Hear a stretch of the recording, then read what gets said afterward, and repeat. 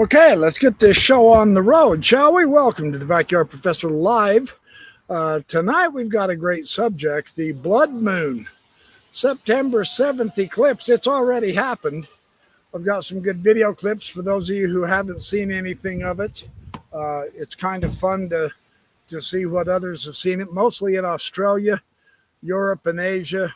We're not going to see it here in North America this time. We've got another one that's coming up. They're somewhat regular. They're not as regular as we would like them to be because it's such a fascinating thing. We'll talk about some of the prophecies associated with it and some of the very interesting concepts that people try to make supernatural out of the natural. So let's say hi to everybody. Dean Pollard, good to see you. Ed Keene, good to see you. Tim Rathbone, how you doing?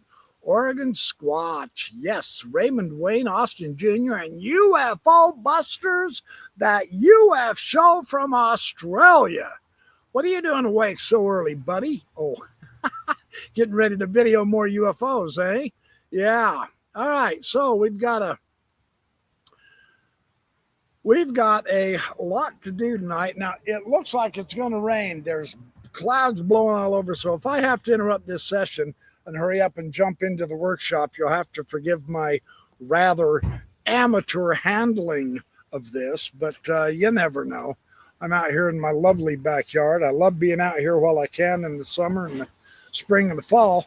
So, but this week has been a good week. It's been a learning week with me on my watercolor paintings. I want to share those with you real quick. It's not going to be I need to do some more videos. There's a lot of people who are calling for me to do videos on this, and I will eventually, but this is my summer mountain scene. You see the size of it. Pretty fun painting, somewhat exasperating to do. Oh, and I feel the raindrops coming. So there's my summer rain, and then this one I just finished yesterday. This is a tall one. It's a beauty. My waterfall, my nighttime waterfall. This is supposed to be at night. It's supposed to be that dark.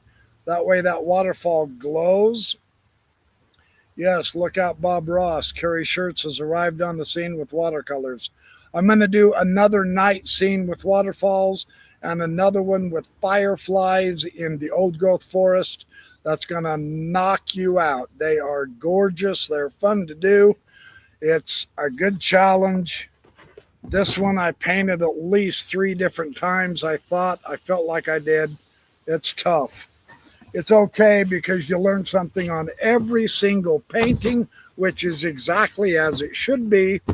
So watercolor is a good challenge. I've taught myself. I've never had a watercolor lesson in my life. I probably would save myself a boatload of problems if I just break down and take some lessons. But yes, and I do have a UFO painting coming up. I really do. Seriously, I'm working on a UFO painting. It'll be among the canyon lands down in southern United States, down there in Area 51, except I'm going to put the gorgeous canyons in it. Oh, good. Hey, Cynical Banana, Star Tamer, good to see you. Yeah, I have a lot of fun. Tavern Millum, thank you. Tavern. And then Dead Fish Cheese Spread. I still think you've got one of the greatest handles ever known to man.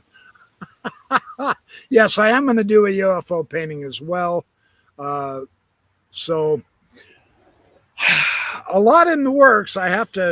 This one particularly, I had to do a detailed drawing. I had to sketch it. And that was fun to do, but challenging. And then I ad-libbed on the paint like crazy because that's what artists do. And so we did. So now to the real topic. Hey, Timmern. Oh, you're just getting here. You didn't see him. Yeah, that's my waterfall at night. This is for my friend Timmern, who has always been so nice to me and supportive. And then this is my other one that I did, kind of a summery fall painting. Thank you. So there you go, Timmern. And dead fish cheese spread. There you go. I was the entire week on this one. Yeah, someone's asking how long did it take me. I was every evening for the week, and then this one probably 4 evenings, 4 evenings, 4 hours, maybe 20 hours on this one, and probably 30 on this one. This one was a tougher one for whatever reason. The mountain just drove me crazy. It's crazy. You think you've got it figured out, and then you make a mistake and you're going, oh my gosh, now what? I have to get used to the idea of not painting so realistic and accepting the fact that abstractism as such is better in watercolor than all of the details in realistic painting. I used to scroll saw exquisite details in my wood projects, and so I've been trying to transfer that over to the watercolor, and I can't do that. It's easier to do it more abstracty. I've been tinkering with some abstract stuff. So yeah, I'm having a lot of fun with it. Backyard Bob Ross professor. Yeah, a lot of people bring up Bob Ross, and rightly so, because when he was in oils, I was painting his paintings with him in oils, and I thoroughly enjoyed that. Yeah, I made happy little trees and a happy little mountain. Actually, I had a happy big mountain and happy little trees in this one, and in this one, I have a happy little waterfall. So believe me, we're all happy here at the Backyard Professor Paint Studios. We're making happy little paintings. We're making happy little videos as well. So this idea of the blood moon, now this is fantastic. Yeah, Bob Ross was a legend. Me, I'm nothing, but it's okay. I'm getting there. Give me another 30 years and I'll be right where Bob Ross was. I love that guy. He was fabulous. Yeah, no, you don't, Graham 19. There are no alien eyes in the last one. I am making a UFO one, though. Anyway, so this blood moon, now this is interesting. I have several clips that I want to show. Oh, thank you, Vern Dude. Good to see. Yes, the hearing is on Tuesday. I know I made a somewhat pessimistic video earlier this week. I'm now beginning to get more and more excited. Thank you, Vern Dude, for bringing that up. The UFO UAP hearing is Tuesday in Congress, and I hope it goes well. I'm feeling quite a bit better about things than I was earlier this week. I had watched some videos that just didn't do anything for me, and I let that pessimism slide into my videos. That's how this works in this field. Some days you're optimistic and hopeful. Other days you feel like you're squashed and there's no way anything's going to happen. So the hearings are on, and yes, George Knapp is going to be there. Now, I watched an interview, or I saw part of an interview with Steve Bassett, and Steve Bassett says that is a significant step we shall see. I don't think technically as such he can be called a whistleblower, but maybe we're past that point. Maybe we're never going to get whistleblowers. And as my wife assured me and told me, she said, you've got to realize that Congress also has the job of educating the public who haven't been onto this bandwagon, because whether we like it or not, you and I, yeah, you, my audience, and me, Mr. Single Backyard Professor, we are definitely in the minority in this one. So that's how it is. Yes, William Hernandez, I will be putting a UFO instead of an eagle in the sky. I do have a UFO painting I'm working on. So anyway, all eyes on Peru. Why, Timmern? Tell me real quick. Why are all eyes on Peru? What's going on in Peru? Other than the fabulous mountains that they have and I want to paint. Have I heard anything about Skywatchers? There are new videos out where Jake Barber is making some bombshell allegations and ideas. I have not had a chance to watch those videos yet, but I will. But I just haven't had the chance. I've been busy trying to bring up my watercolor skill. And by the way, just so you're aware of it, I've made quite a few sales on my paintings too. It's a lot of fun when that happens. So it's worth doing. It's fun anyway. It's worth doing whether you sell them or not. But I have been fortunate that in that regard. So, oh, it's a UFO hotspot. Go UFO, Gram 19. There you go. Oh, and the mummies, of course, the mummies. Yes. So now that I have been completely distracted by you, my wonderful audience, and my art, I now have to get to the topic. Otherwise, people are going to begin leaving. And I only have 3 in the audience as it is. I'm kidding. There's at least 4 of you that I've counted here in the chat, right? So this, oh man, here comes some raindrops. Well, I'm under some trees. That might help me, but I don't want my watercolor paintings to go bad. Hold on just one sec. I'm going to put these away real quick. I'll be right back. Don't go away.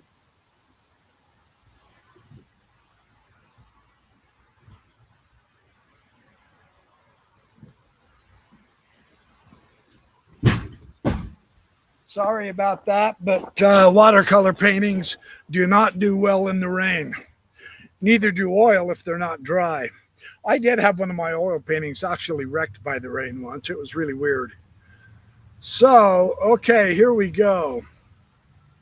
Let's look at, I've got some clips that I think are really cool just to see the blood moon. Now, we live in a fabulous age. We really do. We live in a phenomenal age. This is the live lunar eclipse from Europe, Africa, Asia, and Australia. Let's take a look at this. Let me make sure it's showing before I start. Yep, it's there. Take a look at this. This is a time lapse, and it's actually alive also for a few minutes. But I mean, it's phenomenal that we live in a time where even if we can't see the full eclipse from where we're living, we can see some of the videos of others who have taken them and share with the world. This is really spectacular. That is a blood moon, man. Now, the point of the well, it's over right now, dead fish cheese spread. This is old stuff. It's already happened. It was on the other side of the world, and they're getting into mourning now. The phases of the moon has already set over there as well now. This is several hours old. I found these at about 2:30 this afternoon, and it was already over. So that was like 4 hours ago. But yes, technically it is tonight from North American viewpoint. So that you can see it slowly fading out, but that's a pretty good blood moon there. That's a great video of it. As far as that goes, is that showing you the close-up? Yeah, there's the close-up of it. Look how pink that is. Look how red that is. What happens is the Earth's shadow blocks out the wavelength lights of blue, and the reds come through. And that's what we're seeing. That's what makes the moon turn to blood, as the prophet Joel said, before the great and terrible day of the Lord, the sun shall be darkened and the moon shall turn to blood. There you go. There it is. That's pretty spectacular. Yeah, Lisa McAllister says Skywatchers are not shut down. They're now studying the data. That is correct. Kind of like we'll be studying the data of the blood moon as it happens. So there goes that blood moon. Let me show you one more that I think was really cool. I will stop that screen. Let me share a different one with you that I thought was really neat. September 7th. Let's see. Is this live? Lunar. Yes. This is the one I want to show. This is another one that I want to show you. This is pretty close to that same shot that we just saw, but these guys have a little bit more. Your truth says no alien invasions. The shapeshifters are already walking among us. That is some of the ideas that I have heard also. The blood moon is over, but the aliens have not invaded. There was somebody saying that Baba Vanga, the blind seeress, the blind prophetess, had predicted stuff like that. And I've got a couple of clips of her that I want to share, not of her, but of an analysis of her. Yes, dust also makes it red. When the harvest comes in the fall and all the farmers are digging up their crops and all, sometimes they'll kick up enough dust that we can see the moon is turning. What it does, this is bright red and pink, and I did turn it on. It's going. But yeah, hold on. Yeah, that's just showing this the phase. You can see the white down here underneath. It's going through its phase. This is from Dubai. And then here it is out of phase. Yeah, they show it before, then they show the brightness of it. It got pretty red. This was in Dubai. I was on, they say this was 7 hours ago that they posted this. So that would have been 11 o'clock our time this morning in the Rocky Mountains of the United States. So quite a while ago. But what a spectacular view. I think that's kind of really fun to see stuff like that. Now, let me share.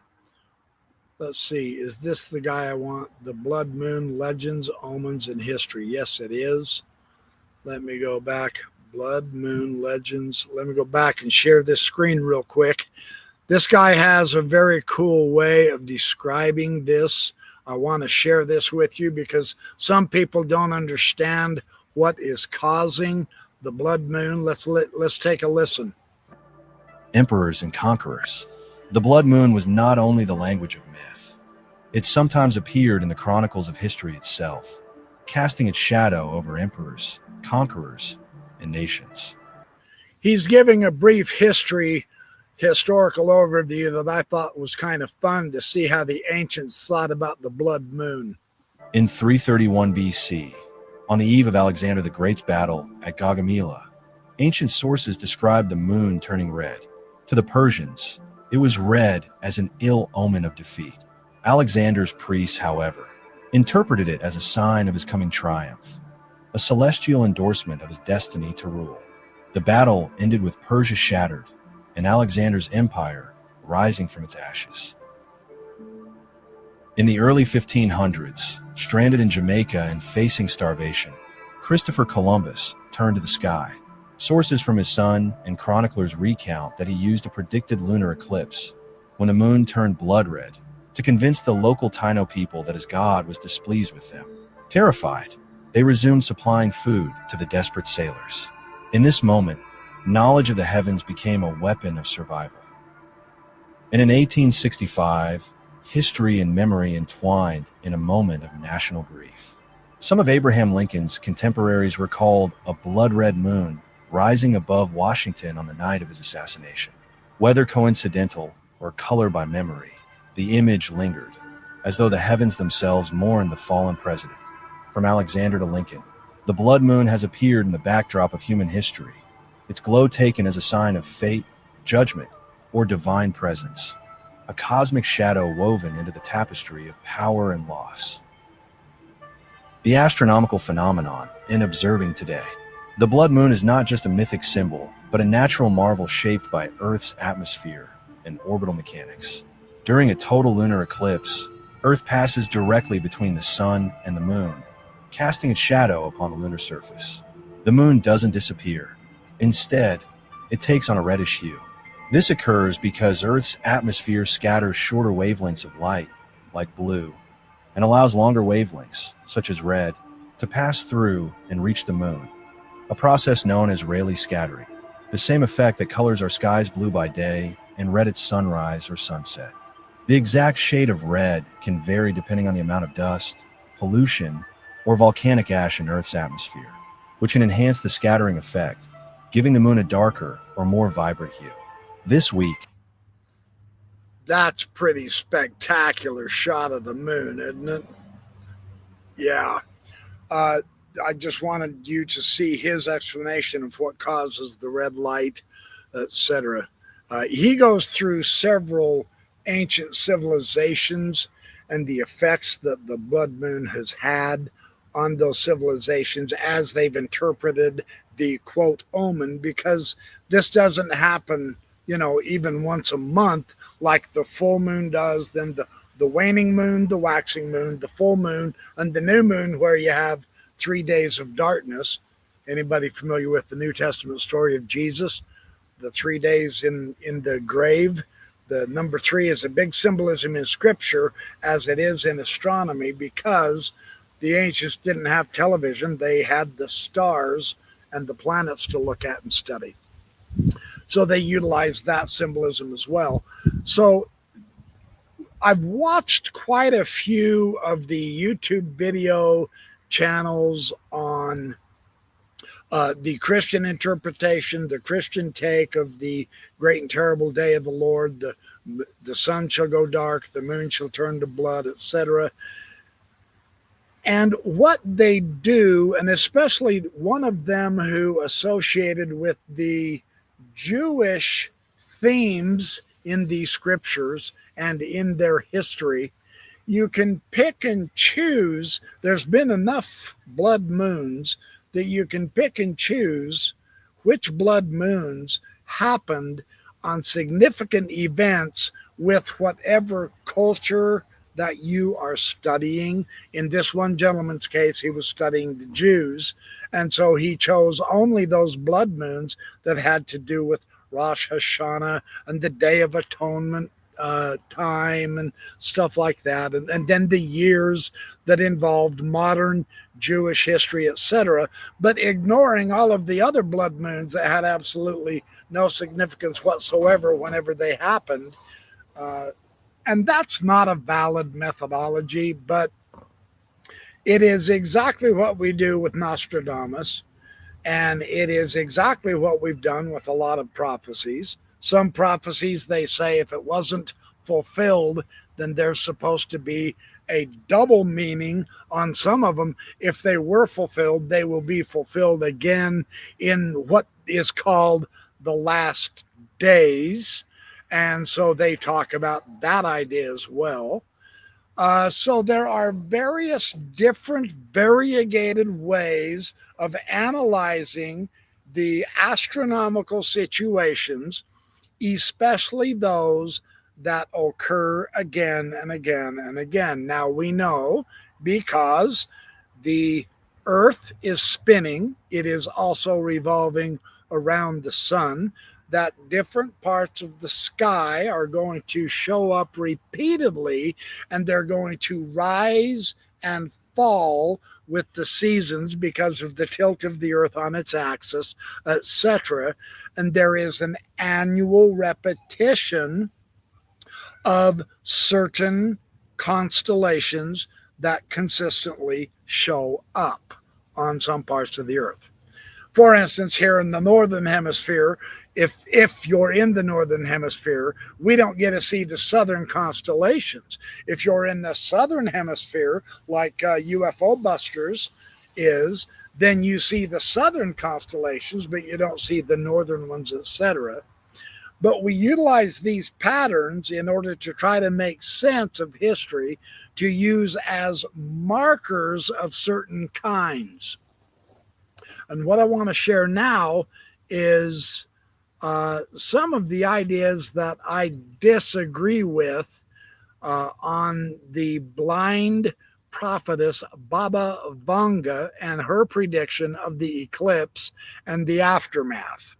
And I want to share this with you because apparently they have quite a following, and that's okay. It doesn't matter. There's a lot of people that follow a lot of weird stuff. All of us who follow UFOs can be said to be following a bunch of weird stuff, right? I mean, we can be accused of the exact same thing, and we would plead guilty, right? Let me start at the very front of this. Let me make sure it's showing. Yep, it is. That's the one we want right there. All righty, let's listen to this for a minute. This is quite interesting. Welcome to Ancient Alarms, a place where forgotten prophecies whisper again, where eclipses, omens, and visions from the past warn us about the days unfolding now. Here, we uncover the secrets the world tries to hide and awaken to the truths written in the stars. If you're ready to hear the alarms of history and the warnings of tomorrow, you've come to the right place. Listen carefully, because what I'm about to share with you is not just another prediction. It is a warning, a mystery hidden in plain sight, a sign written across the heavens themselves. Baba Vanga once whispered a chilling line: "The world will fall into darkness before it awakens." On September 7th, 2025, the Earth will witness a lunar eclipse. Some will dismiss it as routine, but to those who can feel the trembling in their spirit, it will be far more than a shadow across the moon. It will be the mask of illusion torn away. It will be the heavens declaring that a cycle is closing, and another one, darker yet brighter, is about to begin. Pause and think about that for a moment. An eclipse is not just an astronomical accident. For the ancients, it was a cosmic drama, the sun and moon crossing paths to reveal a deeper truth.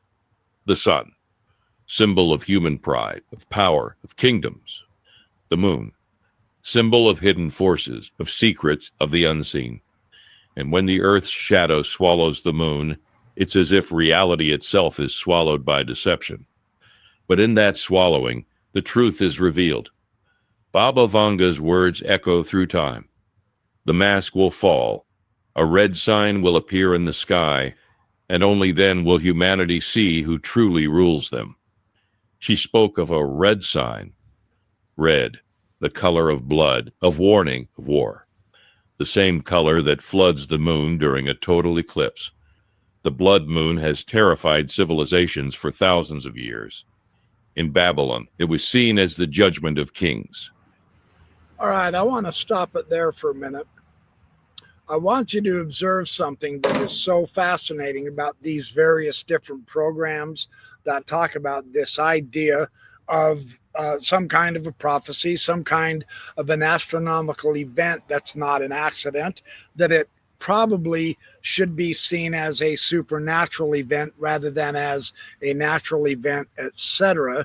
And notice how he is assuming that there is something terrifying, that there is something secret. I mean, that's the idea of prophecy. The future is secret, and only the prophets and prophetesses and seers can see into the future and give us the warnings, etc.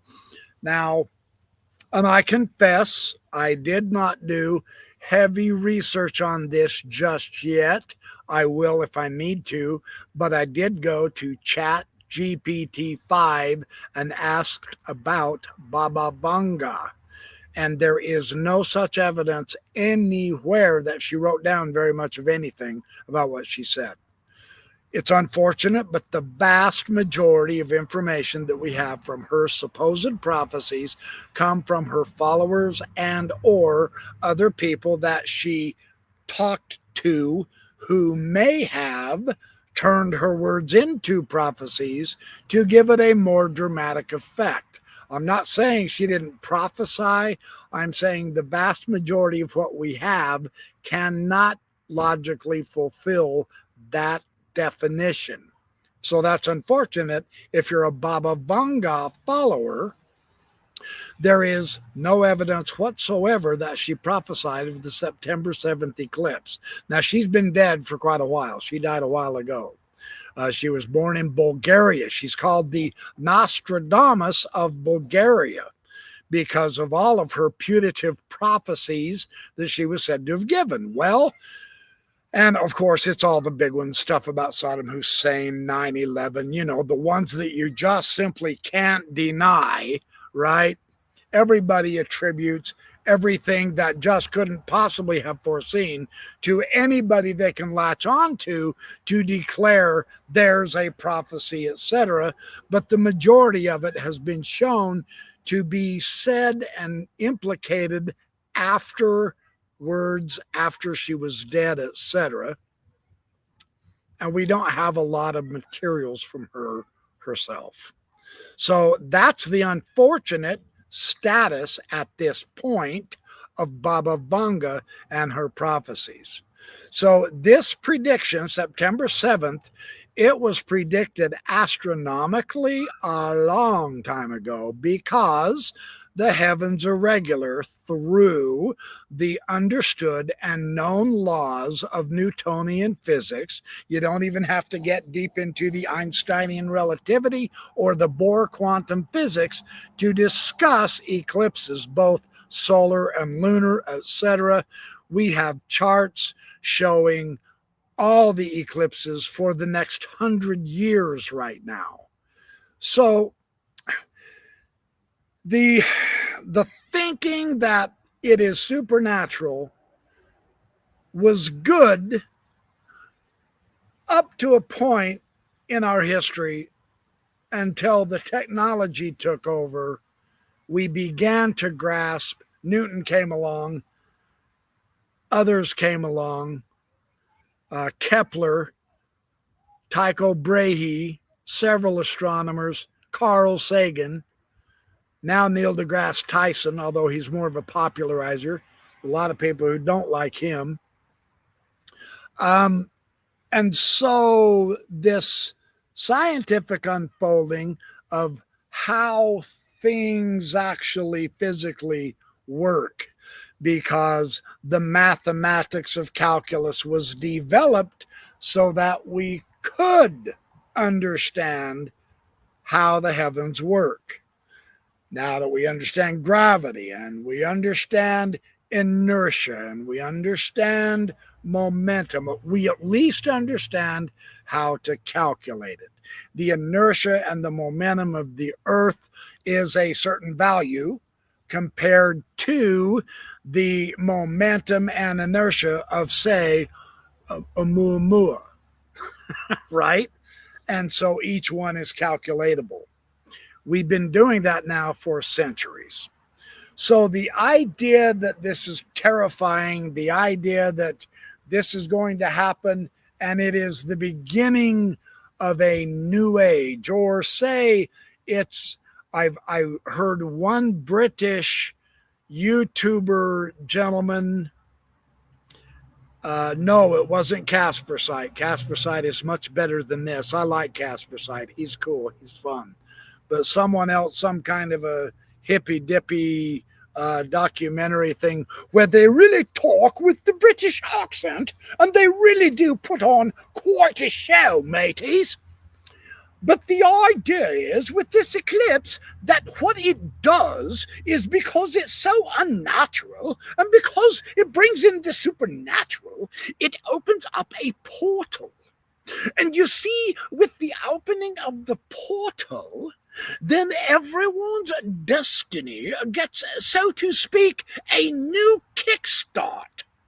It's a new slate. Your old way of life is put to the side. It's closed. And so what options you thought you had are no longer viable. And so you now get to start on a new path, because the path that you chose might not have been the one to your proper destiny. And with the September 7th, 2025 eclipse, the opening of a new portal of manifest destiny for you as an individual has now arrived. And I mean, they made a huge deal about, you know, and of course the British got to see the blood moon. So of course this has been on their minds. This was huge for them. So anyway, oh no, I hope I didn't offend anybody. I'm just saying, the Brits really made hash about this idea, and it's really fun to see. I want to see. Yeah, well, here's another example. Let me share. All right, you wanted it, you got it. Let me share one last clip here that I think is really quite interesting. Okay, September 7th, the full moon eclipse. By gum, let's take a look at this. All right, let's listen to this guy for a couple of minutes.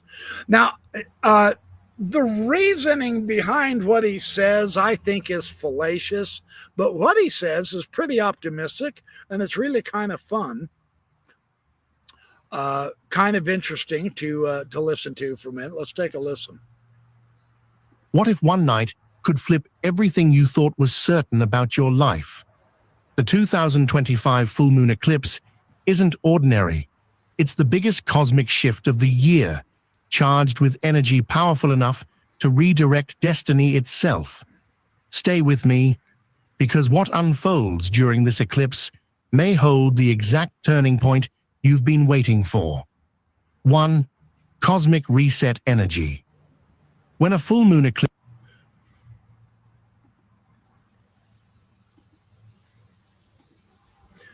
No sass. Cosmic reset energy. I have never even heard of that concept before. Cosmic reset energy.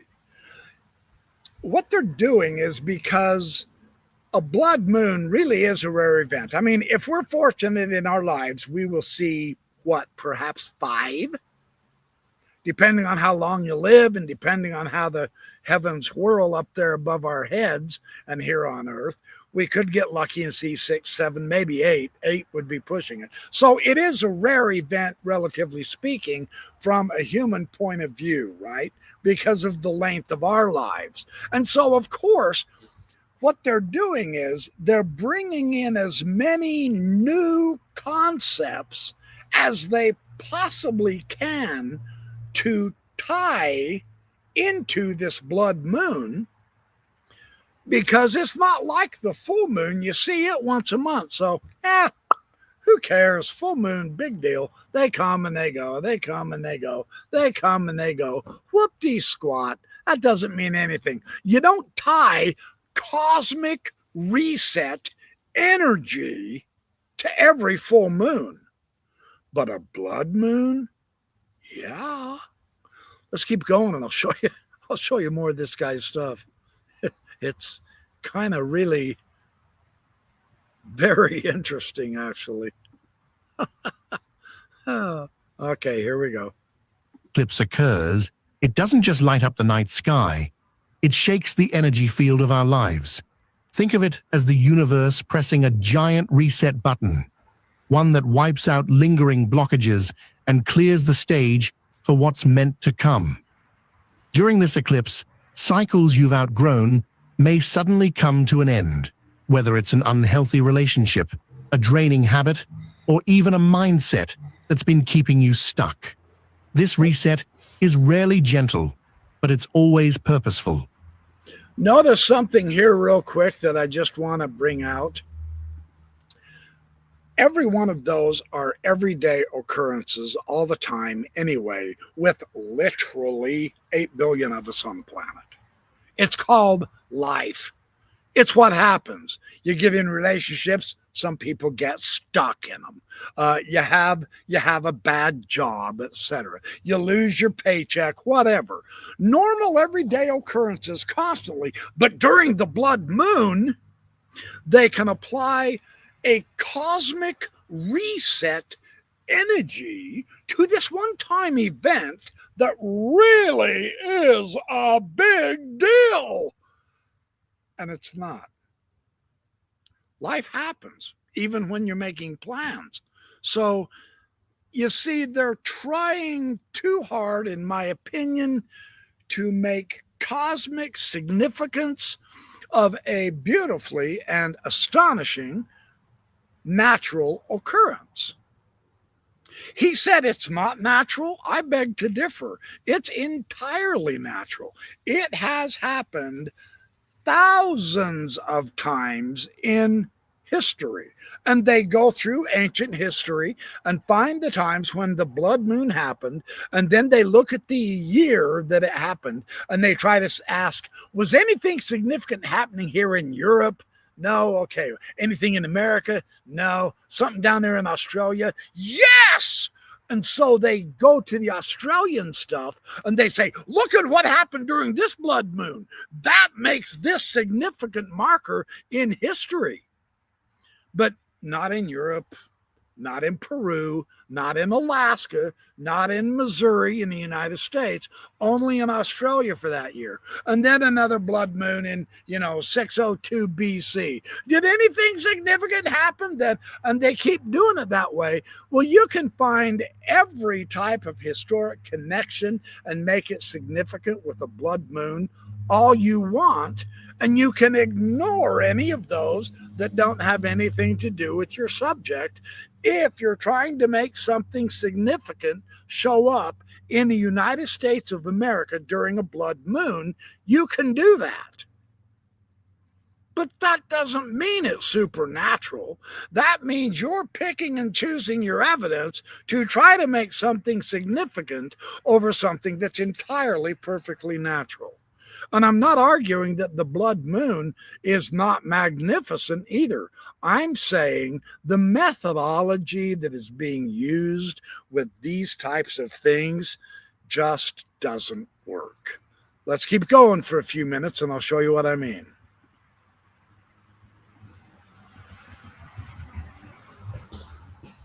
Imagine holding on to a phone full of outdated apps. It slows down, glitches, and stops working smoothly. The eclipse works like a system update. It deletes the clutter and installs fresh energy so your life can run in alignment with your higher path. Now, of course, it does absolutely nothing of the sort, but what a big whoop-de-doo he makes about it, right? That is not what an eclipse does. That's why so many people notice endings, shifts in perspective, or even sudden opportunities. We do that nonstop, constantly throughout the course of our lives, whether there is a blood moon or not.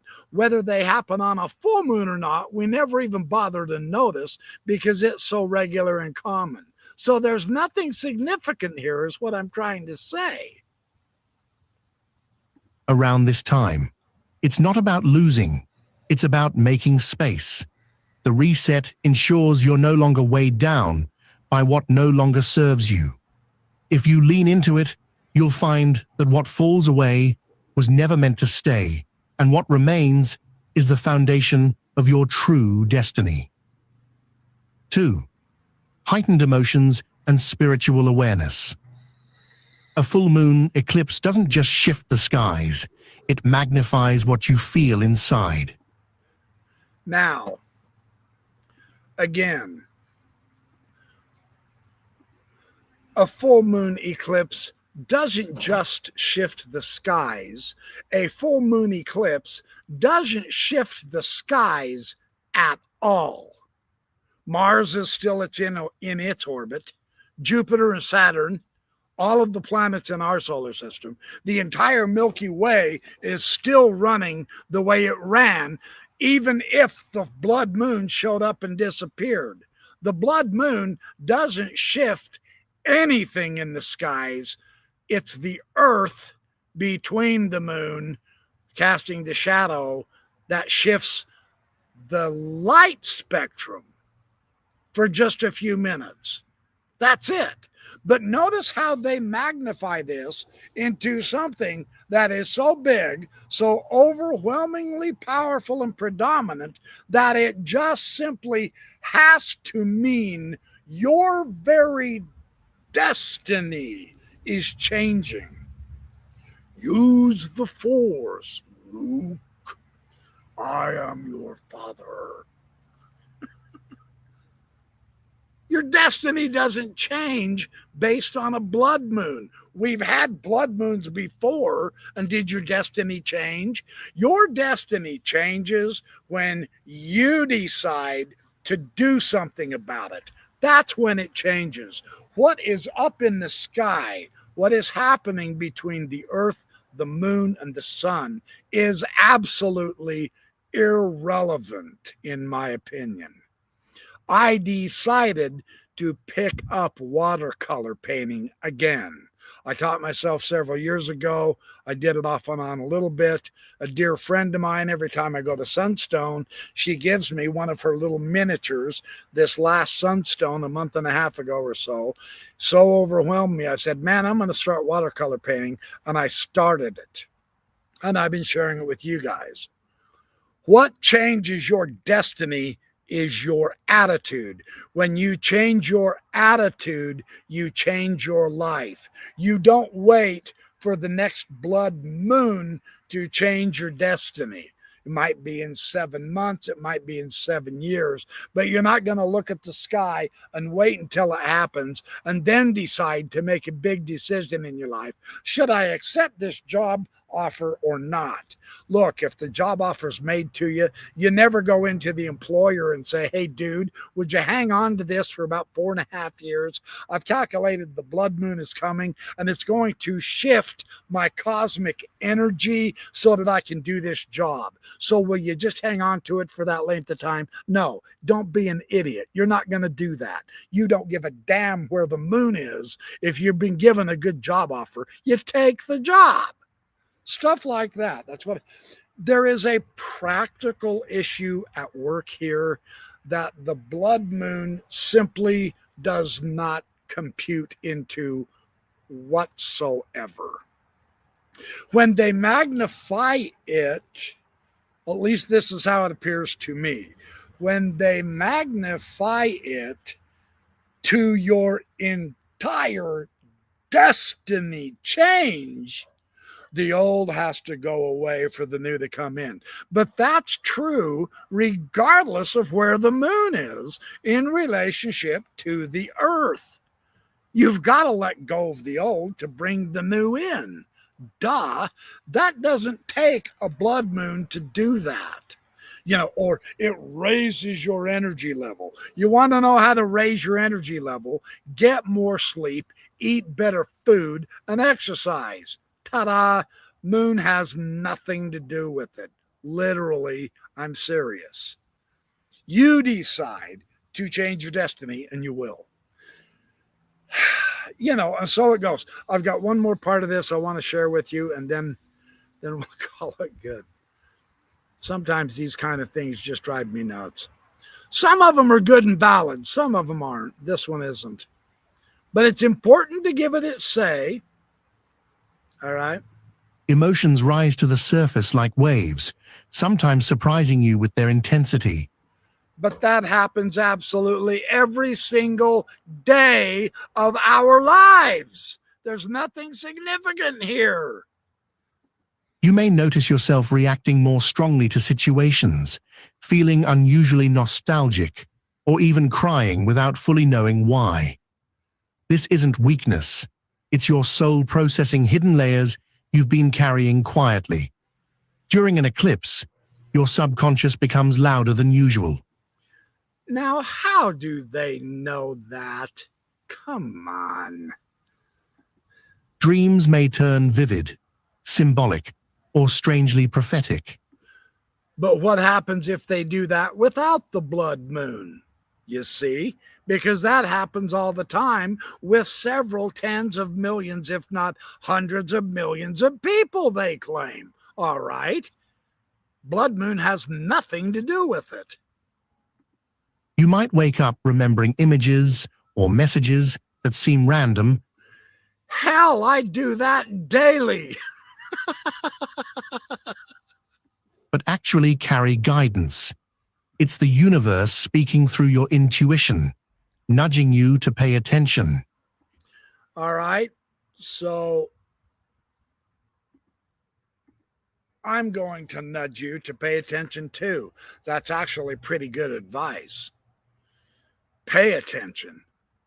You are going to get changes in your moods. You are going to get emotional sometimes. You are going to get nostalgic, etc. That's called living life.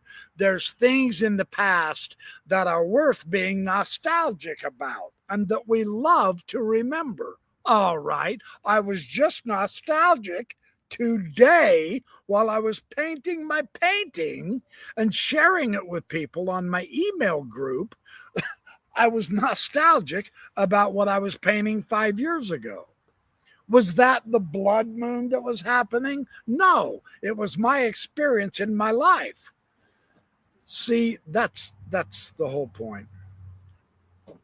So anyway, that is what I think the overall message is this. The blood moon is a magnificent thing that happened, and we lived to see it.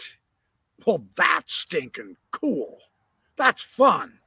Even if we missed it, we get to see it because of our technology. Now that's cool. That's fun. But that doesn't make it, just because it doesn't happen as often, doesn't mean it's supernatural. Rarity of event does not automatically translate into supernatural. That's not how it works. The supernatural is supernatural whether it's rare or daily. To confuse the natural with the supernatural, and if you believe in God anyway, and God created it all anyway, and he does hold the destiny of the nations in his hand anyway, then everything can become supernatural, and therefore nothing is supernatural if everything is. So we're back to natural. And there is nothing wrong with natural. That's my point. It's great to be alive. It's fantastic to take control of your destiny. It's fabulous when you change your mind and decide, you know what? I'm not going to do that anymore, or I'm not going to go to that destination anymore. I'm going to do something different now. I've done that before. I want to try this. I want to do that. I want to read this book and not that kind of book, etc. Every decision you make can change your life for good or ill. It's up to you. And that's what I would advocate putting in our minds. Improve ourselves. Don't wait for the heavens to come up with some kind of a rare configuration that you may not see for another 21 years. And in the meantime, waste those 21 years waiting for the supernatural event to happen so that you can change your life. That would be patently absurd, in my opinion. If I'm proven wrong, I'm proven wrong. In the meantime, I'm not going to stop living my life and enjoying myself and eating the good foods I love and going where I love to be and go and being with who I want to be with, reading the kinds of books I want to read anyway. I'm going to do that automatically anyway. That's called living, right? That would be what I would advocate everyone do. Enjoy life. We're here. Life. Now there's your miracle. There's your really cool thing. Stick with that, right? So that's pretty much what I have to share.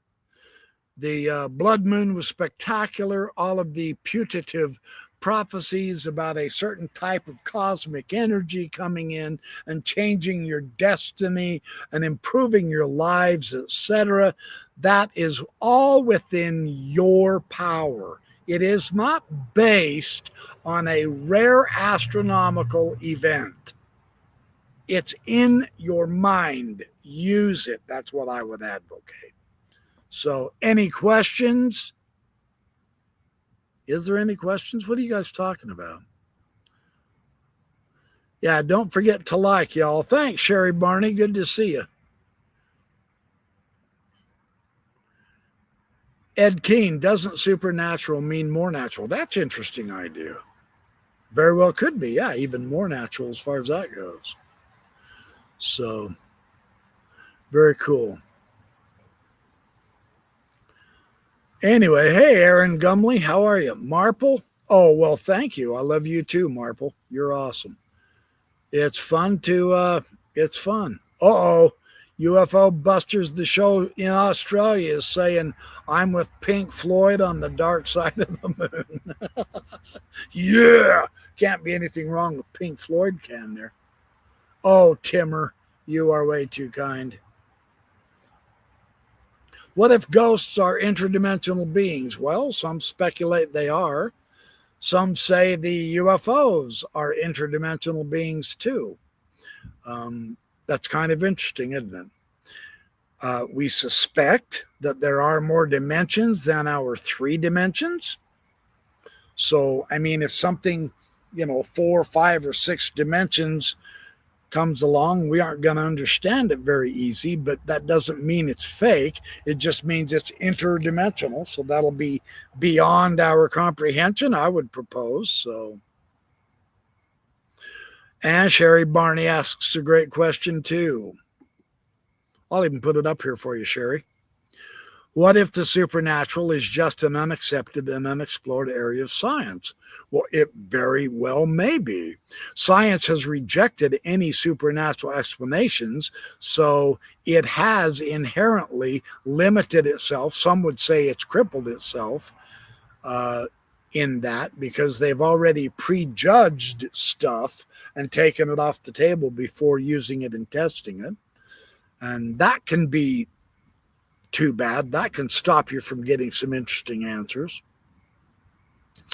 So, oh, thank you, Cynical Banana. Well, I love being here on Sunday nights with all you guys too. I really enjoy it. Here's something interesting. Oh, it's our dear friend Sherry Barney again. Boy, you're kicking it out tonight, Sherry. Thanks.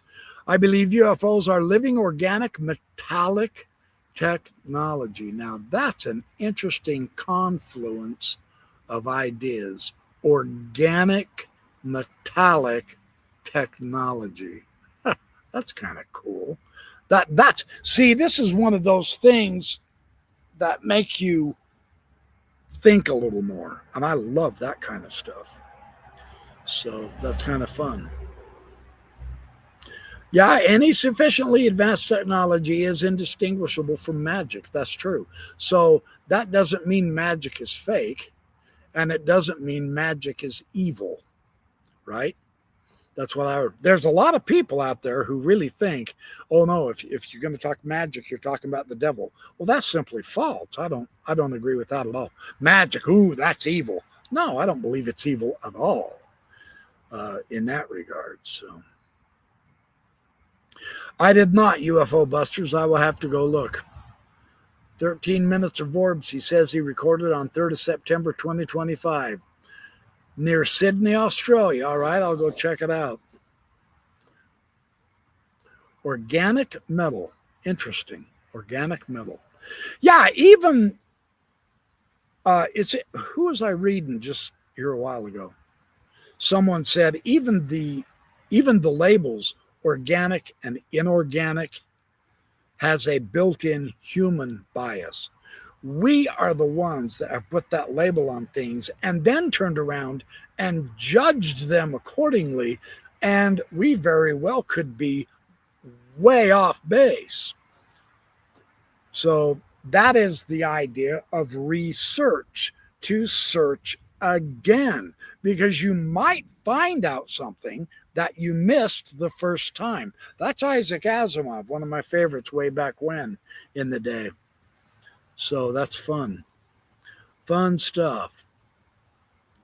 All right, you guys. Well, with Pink Floyd on the dark side of the moon, I'm going to go on the dark side of this live until next Sunday. And I'm going to try to kick out. I didn't get a lot of videos made this last week, but I will get more made.